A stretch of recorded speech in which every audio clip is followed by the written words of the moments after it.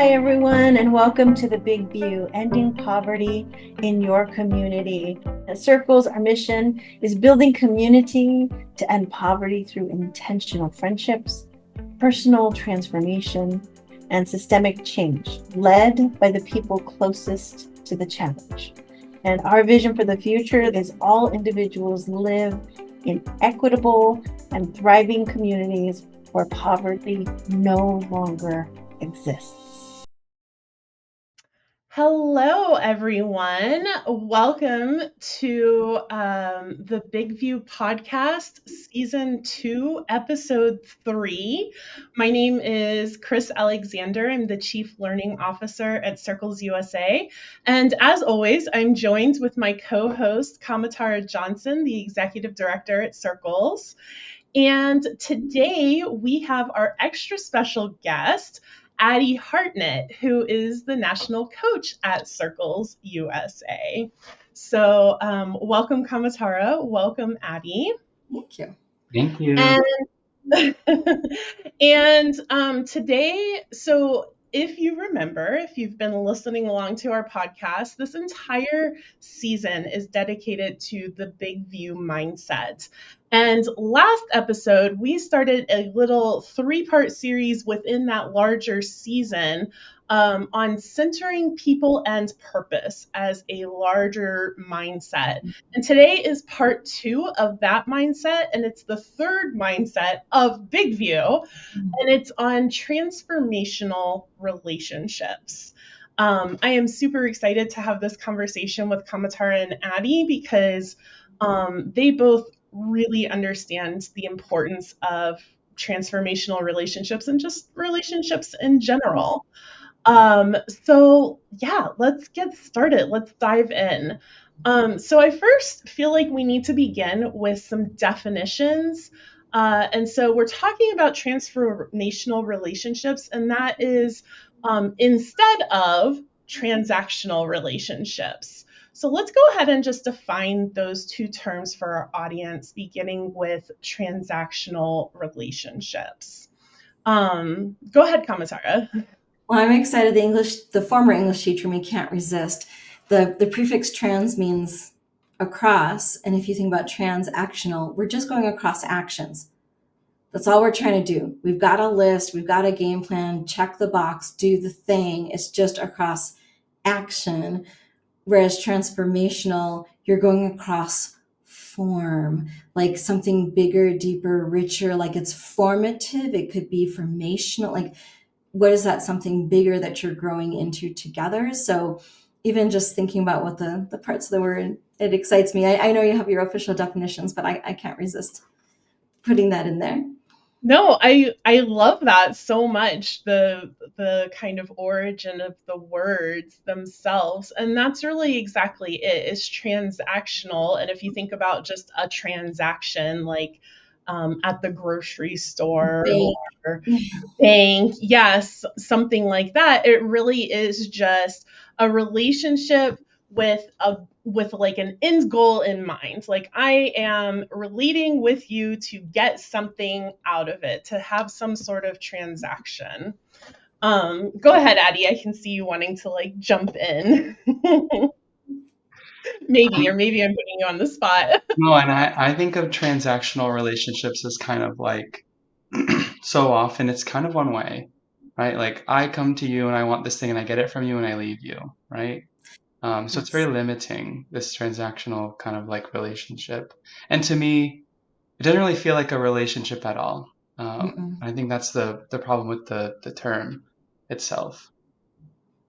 Yeah, well, and it is that sort of self-serving outcome, and maybe both people are coming to it hoping to get something, but it does kind of feel like it has that sort of like win-lose outcome, and you're always trying to get the better end of the deal in a transactional relationship. My least favorite part is negotiating, I wanted this and how do I get it? And yeah, I'd rather just be like, let's just chill. Let's just hold hands and sing sweet songs together. Well, and there's a drive to it too. We got to get X, Y, and Z done, or the transaction isn't complete. Mm. But if something is more complicated, or it takes more time, or it takes trust, or it takes an actual relationship, not just an exchange, then the transaction gets really grueling and it falls apart. When I was a school teacher for, almost 25 years, and no matter how excellent of an English teacher perhaps maybe I was, or like no matter how much I love my students, it got crushed Mm. in the transactional nature of the system. Because if I had 5 classes of 30 plus students each, I had 150-ish students a day. So at that point, it's just cranking things through. I try to get to know my students individually, to have an individualized perception of each student. What does each student need? But at the end of the day, there's literally not enough time. So like factory model of output, and you've just got to get like X amount of people through the door, in, out, get her done. Some people were served. They really were. But I feel like the students that maybe were more advanced, they maybe missed out on some more advanced work they could have done. And the students with more special needs, or that needed more time or needed more relationship, they just fell to the wayside no matter how much I tried, because I had to somehow run the gauntlet of this crazy system that was just like churning out numbers. So it really didn't matter how much I wanted to be transformational. I was only there were like moderate glimmers of awesomeness that was just crushed by the system. And that's part of the dissatisfaction too, being on that relentless treadmill of transaction, transaction, transaction, while hoping for a magical transformation that rarely happens, which I think actually describes a lot of our health and human service experiences as well. Yeah, I was definitely thinking of a lot of examples of where transactional relationships are kind of like the norm and required and kind of purposeful, in that I, if I am about to be evicted from my home, like I need that financial assistance stat, right?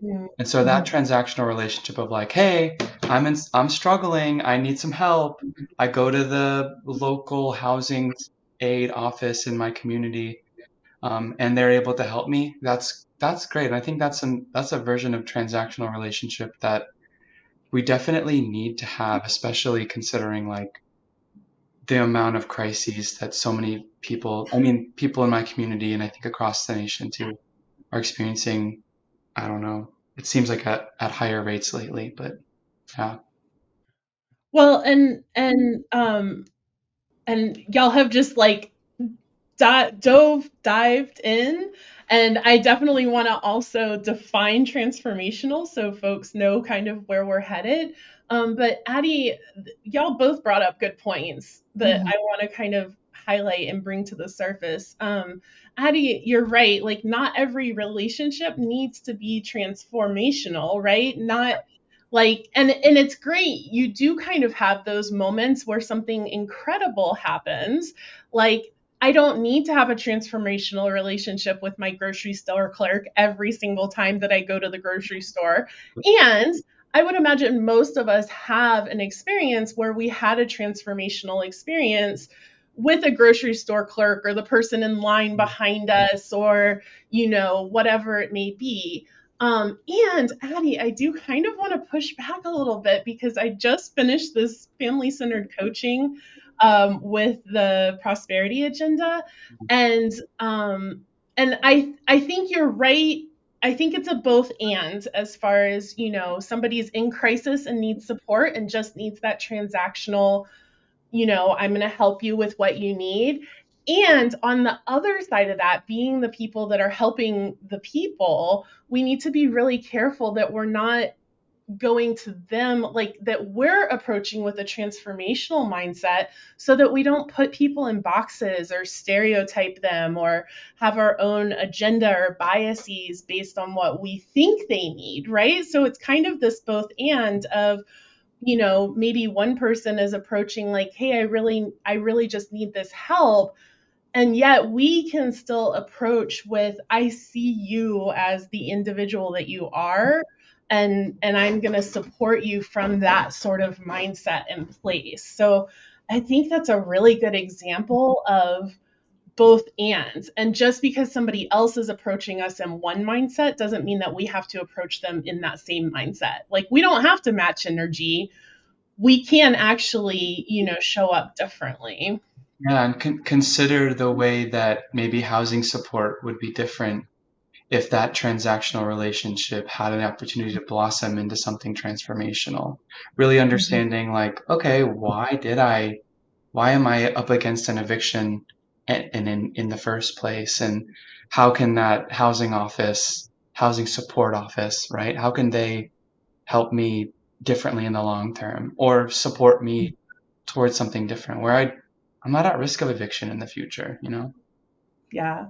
Which then pulls us out of, and you literally just summed up family-centered coaching, which is once the person's out of crisis mode and into stabilization, then looking at how and why did I end up in crisis mode, and how can I ensure that I move past stabilization into readiness, and how can we support you in doing that, basically, is the family-centered coaching model. And that's where the form Yeah. changes, where it's transformative. Now I have a new way of being or a new way of doing. And Addie, you said a keyword, long term. So we Yep. know that transformation moves at the speed of relationships, and relationships move at the speed of trust.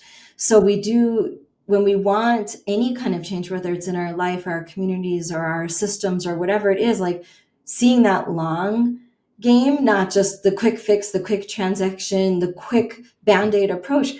We've been doing that, as long as we've been around. Like that, clearly that doesn't work. So trying to take that long approach, it is about the relationships. Yeah.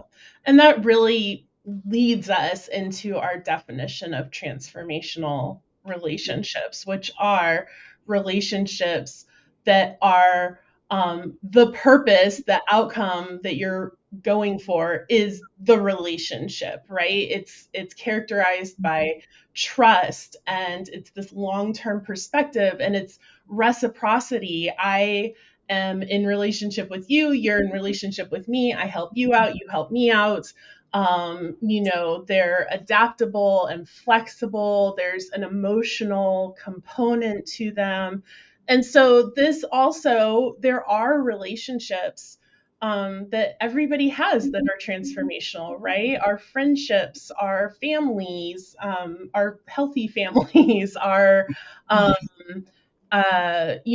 business partnerships with close partners that we, go into entrepreneurial endeavors with.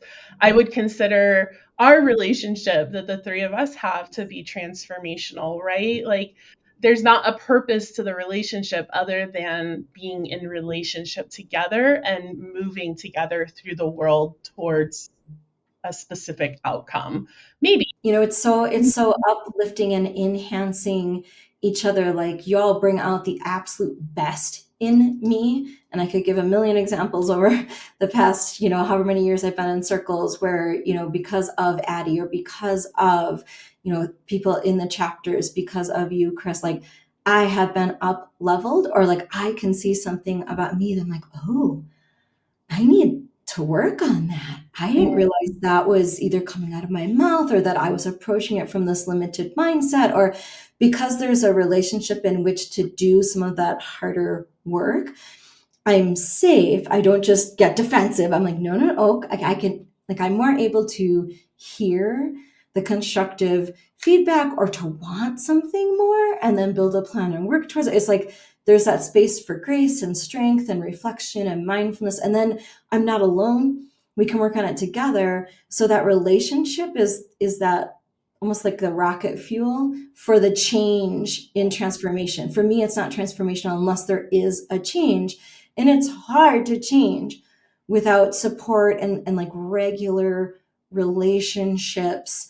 And I love that that's, it happens in the national office, it happens at the local chapters for circles, it happens, everyone who is in circles is transformed. So that is kind of our culture here, but I have definitely experienced that personally. I feel like there's a nuance to transformational relationships too. Like if I was coming in to a relationship with either of you or like any random person with the intent to transform that person, it does feel a little bit like a fixer. I'm here to do it. Like, you get what I'm saying? So Yes. there's some sort of line there where it's like, if it's just for the intent of like transformation, right? I think we miss the mark. But if it's for the intent of a relationship that I want to be transformed by, like if Mhm. like I focus on myself and that's what makes it transformational. I think that's the key maybe like piece right there. That makes the transformational relationship magic. Yeah, it's the intention behind it. Like what, and Kris, you opened this up by saying we're thinking about people and purpose. Transformation is exactly where people and purpose cross paths. Like this is it, where there's people and there's purpose. We have a common purpose together. It's ending poverty. It's reconnecting to my own power. It's taking my life back. It's building up our beautiful, beloved communities. Okay, that's what we're focusing on. And when we do that together, then we, yeah, we are naturally transformed. We don't come in like, I'm going to transform you. Oh my goodness, that's like a cool person having to tell you they're cool. Then they're not so cool if they have to tell you. Just saying. I kind of wonder too about like if I enter into a relationship with somebody and we both agree that like we want to achieve this transformation together in this relationship, then that's a little bit different too, right? There's consent, there's Mm-hmm. mutuality there. So even if the goal of the relationship is something transformational, I think that we agree upon, I think it still kind of goes past a transactional relationship of like, Mm-hmm. I'm here to get something out of you, to more like, I want to share this process with you because I know I'm going to be better as a result. Yeah, like Right? that consent part, or like we're in this together, it's mutual. I love that. Go ahead, Kris. Well, I think that that's actually a really good round to where I kind of want to shift our conversation towards now that we have a handle on transformational relationships, which is why is it so important to approach systems change with this mindset of transformational relationships? And specifically, I am asking this question and we're having this conversation because I think so often we look at systems change work as changing the system, and therefore it's a transaction. I just need to do XYZ, complete these steps, and then the system will be changed, instead of remembering that systems change is inherently people change because the system is made of people. So, how does all of this translate into systems change work? Yeah. I honestly, like you said, I think exactly the case. So I, and this is something I know that in systems change work myself, I've struggled with because I maybe I can speak for most people. We're generally impatient, and the systems change work is so arduous and so I mean it takes a lot of time and energy to really affect a system, depending on the size and breadth and kind of all of the parts that are involved in that system. So really, I think when we talk about how systems are made of people, and really the work of systemic change is people change, naturally, almost naturally, if that's our stream of consciousness there, people are inherently relational. Like we are packs, we are community. We don't accomplish anything apart from each other, right? And so if we enter into system change thinking, I'm going to change the system, and the system is some inanimate, like, like that courthouse, Machine. right? Oh my gosh, we'll be banging our heads up against walls trying to change the system. The difficult part for me, I think, the most difficult part for me in this like transformational relationships and system change is like, how do I actually engage in a relationship with somebody when my intent is to affect change in a system that is mutual to that person, right? That we both are entering into this relationship with the intent of transformation, like shared transformation, openness that I am going to be transformed, and then also their openness that they're, or whoever will experience a shift as well. It's like, I Well, and I think honestly, that hits on what I was going to say. And I think that this can be what happens is that the people doing the systems change work, the people that see something that we want to be different in the system, who are not policymakers or those that we generally look at as the people that have the power to change the system, right? At least quickly and directly, is that we enter into, like, just because it has the word change and it doesn't make it transformational, right? And so if I enter into a relationship with a policymaker and my intention is to change their mind so that they'll change the system, that's actually still a transactional relationship. Like, I still have an end goal in mind that I'm trying to get you to do something. It's still a transaction.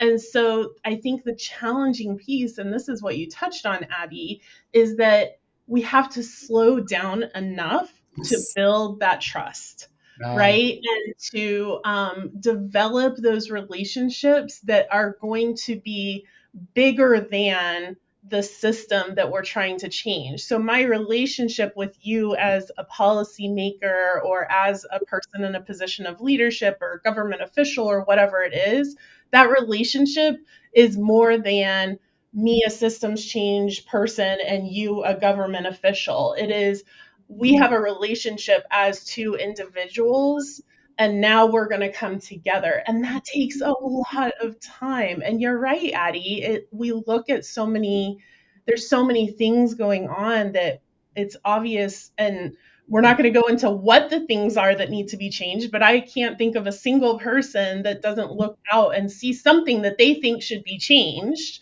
Mhm. right? And we want to hurry up and get that done. And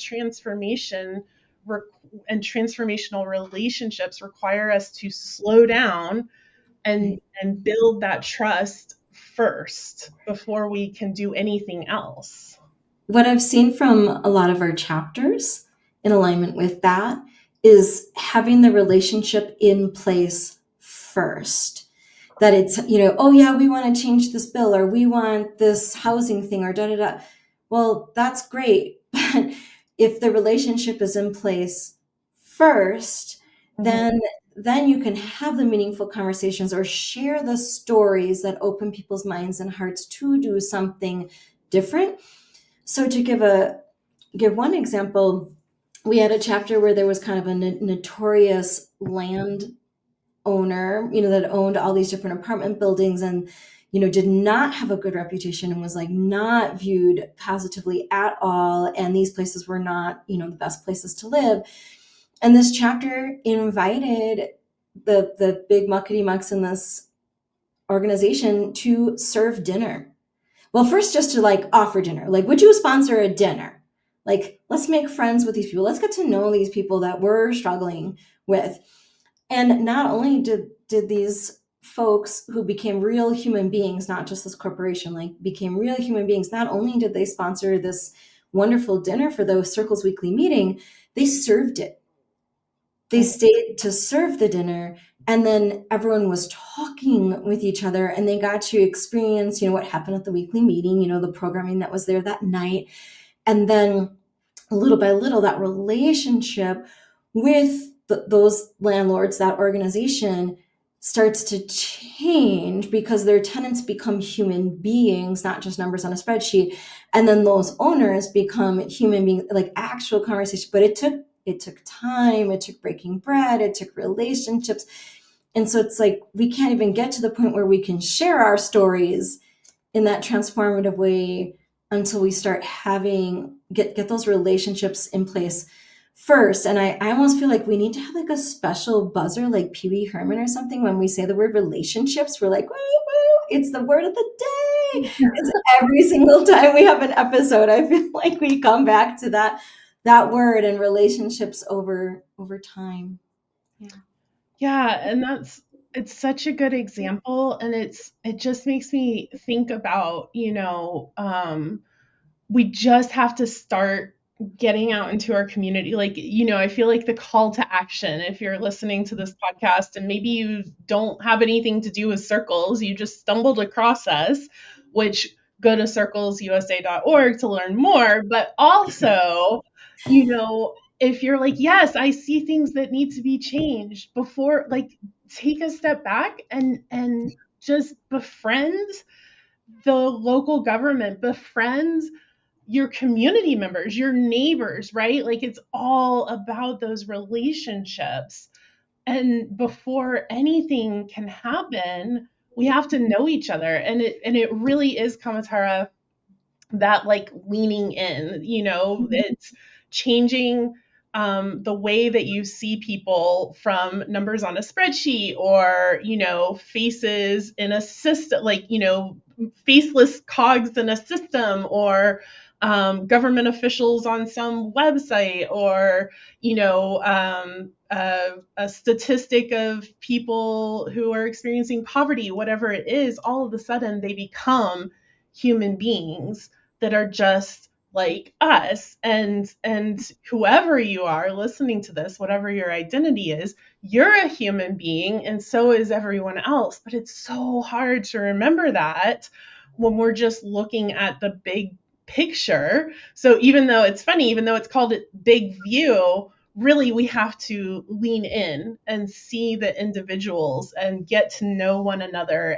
and have those one-on-one connections to really have the impact. It really reminds me of one of the biggest, I think, insights that we've gained from doing Big View in our local chapter in Central Florida. We were involved with this organized like trek up to the Capitol in Tallahassee in Florida called Children's Week. We've done that a couple of times now, and it's like doing art installations, it's talking to elected officials, sure, it's learning about the process, like the legislative process. And I think really what we've gained the most from being there is that like our faces, the people that continue to go from our chapter are recognized by the elected officials who represent us in local and state level like government. So now we have like representatives who will ask us like, hey, what do you all think about this thing, right? Or when we go to them, they're like, okay, what's new? What are some of the things that we need to work on for you? So it's a really cool byproduct that maybe, well, I think like some of the thinkers behind our big view intended, but most of us were just like a fun trip, let's go, right? But now we have these closer connections with policymakers, but also like other organizations who you might share values with us, might work on the same initiatives with us. Um, and I think like with the addition of new relationships within our circle, our power then grows too, because we're all then moving in a direction together, kind of as a collective, rather than maybe I come and I'm so passionate about this one thing and I'm just yelling, I want this thing to change, right? No one's going to listen to me if they don't know me. And this is a very different kind of landscape now, where it feels like we have allies in organizations, in legislature, right? Here in Central Florida, up in Tallahassee, like it's a really cool process to kind of see. And, I'm appreciating this conversation for illuminating that for me as such a major insight. And how transformative, because you all came together and something greater than what the individuals could have done was accomplished. And that's how you all were transformed in all different ways. I love that. Well, and I want to point it out, because I want to make sure everybody heard it. But you literally called the thing that I think change agents so often think is the goal, you called it a byproduct. You're like, and the byproduct is that we're getting to change the system, right? And that's it. That's the point, is transformational relationships. The goal is the relationship. Like, your goal going into that wasn't to be somebody that, to be a sounding board for the legislative offices and for the government officials. Your goal was to go support this thing that was already happening, right? And then you built the relationships, and the byproduct of building the relationships is all of a sudden you're doing the work that you want to be doing, right? But I think that's just so key. And I think that we can, if we're not careful, we'll accidentally end up making our transformational relationships, like we'll make transformation transactional. Like, hurry up and transform together so that we can get this done, right? It's like we have to just let it unfold naturally. Well, and it's tough too. I think, like, I mean, in the poverty reduction arena, every issue feels urgent because, like, my soft, huge heart is crying at like the slightest hardship, right? And so to kind of quell that, like, that passion in a way, that's like, let's engage in the slow, sure, transformative work of relationships. Even though, Children's Week, we had an agenda. We wanted to go, we had A, B, and C that we wanted to communicate. And it what we did is, I mean, hopefully purposefully, but maybe not, it shifted, right? It shifted into realizing, oh, we've just got to come and show up and talk to our elected officials so they know who we are, right? Sharing stories. And I think that's one of the biggest, coolest things about um, the big view work in circles, is that we are constantly asking ourselves, how do we elevate and amplify the stories, the voices, the experiences of circle leaders? So folks who are living through, right, and surviving through poverty, or limited resources or hardship, like economic hardship, right? It's like and so now, like, our we have a circle leader who now knows who all of their elected officials are, and those elected officials know that circle leader by name, right? It's kind of amazing. I would have never imagined. Well, maybe I would have, but it's cool to see something so out there in my imagination coming into fruition. And now people are plugged into the democratic process in ways that they've never been before. Yeah. And especially people who may have been either in crisis or hardship, where there wasn't even access, there wasn't an inroad, no possibility of, even like, most people I know, even in the middle and upper class, who's actually connected with their elected official. It's like this thing that's out there, or the system is out there. And, democracy ends up being a spectator sport, and, we're all armchair quarterbacks, and it's frustrating as all get out. But how do you actually connect it up? Like, how do you actually for real do something, let alone have it be transformational? That does blow my mind. But then taking it a step at a time, like, no. Here's this place where we can have a relationship with our policymakers, our community leaders, and people with a lived experience. Okay, that's step one. Oh, I could do that. I could take that step. And then that step leads to, we could go to the state capitol and speak to, okay, and now we've done it a couple times. And now we've got, and it builds and builds. It is that long game. And so the return on investment is epic, as opposed to the quick short wins that don't actually in the end up winning anything.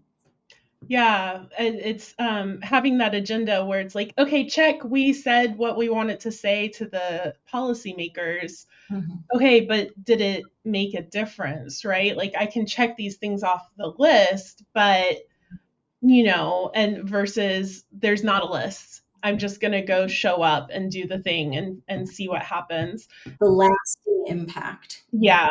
And thank you, Addie, for bringing it back around to being led by those closest in the challenge. Because if y'all recall, and if you haven't watched this podcast yet, that is episode 1 of this season, because that is the foundation, is recognizing and understanding that the people with the lived experience are the experts, and making sure that they're the ones whose voices are uplifted, whose stories are heard, whose perspectives and opinions are valued and strategized and all of that. And, just that, building those transformational relationships with those folks, I think, is just as, if not more important, often, well, for a billion reasons. But one thing that comes to my mind is that they have, especially somebody who's experienced poverty, especially maybe generational poverty or for a long time or with children, they have kind of been transactionalized and viewed as a statistic by those folks in those positions of power, right? They've been used as these talking points and, just kind of vilified even at times, looking at like government conversations and things like that. And so to allow them to build those relationships and for them to trust also something that has not worked for them in the past, and for them to build, for a circle leader to build a relationship with a government official, is a big deal for both sides, right? To for that circle leader to be open to making that relationship is huge. And so it really does go all of the different directions. And it kind of feels like those of us in these sort of supportive roles, or those of us doing the systems change work, we're just the bridge, right? We're the bridge that's building and supporting these relationships. One, fostering the healing that needs to happen for everyone around, and fostering hope. Because the policymakers might be just as hopeless, like it's too hard, we can't do this, there's only so much I can do. And then for the constituents, like, "Ugh, it's so ridiculous, nothing's ever going to change." So to have a shred of hope and then to start the healing that we could trust each other is huge. Yeah. So we are actually past the end of our time. I just couldn't bear to end the conversation quite yet, because we were just talking about such profound things. I want to end with just a really quick shout out to the work of Black organizers in America, because Addie, when you were talking about slowing down and everything feels so urgent, it just popped into my mind, that sense of urgency is a white supremacy culture aspect, and how Black organizers are constantly telling us to slow down, build trust, build relationships. I think of like the work of Trisha Hersey and her nap, her rest is resistance. And so I just want to give a huge shout out, because this conversation is really on the framework and foundation of that work of slowing down and moving at the speed of trust and all of that. So I just want to like pull that in and just realize, the giants that we're that we're standing on as we do this work. So thank you both so much for this amazing conversation. I have so many more ideas, and I'm sure that the folks out there do as well. So if you're out there listening and you have a thought or a comment or a question, drop it in the chat, and we'll get to it, in our next podcast. We'll respond to those. So thank you both, and this has been the Big View Season 2, Episode 3, all about transformational relationships. And we will be back next month. Thank you.